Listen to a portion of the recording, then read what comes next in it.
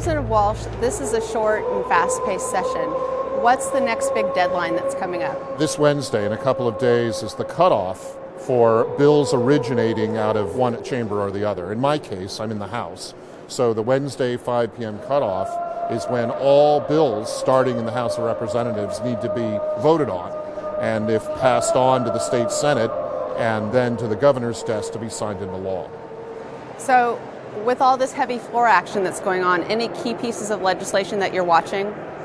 Well, there are a bunch. I've still got a couple of economic development bills, particularly for rural areas, that are waiting their turn to get heard on the floor and voted on. So we're watching on those. We're playing a lot of defense, frankly. We're finding some bills that aren't great that we're trying to either add amendments to them to make them better, or find smart ways to vote them down or otherwise delay them so that they don't make the 5 p.m. Wednesday cutoff, and will just have to be brought up again next year.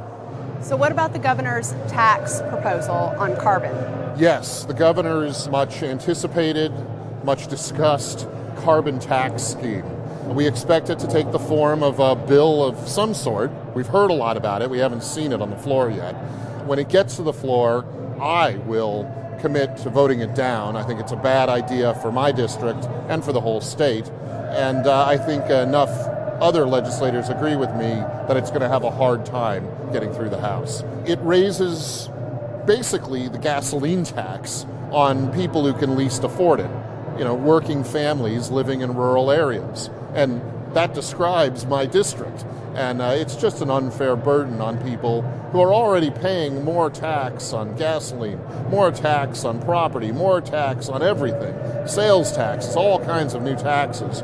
And really, we've got to draw a line somewhere. And we're overtaxed as it is, and this carbon tax is just piling on. So I'm a no on it. I'll have a look at the bill when we finally get it. I'll have a look at some of the amendments that might make it slightly less bad. But the truth is, I don't like the idea, and I'm about as strong a no as there can be to the carbon tax.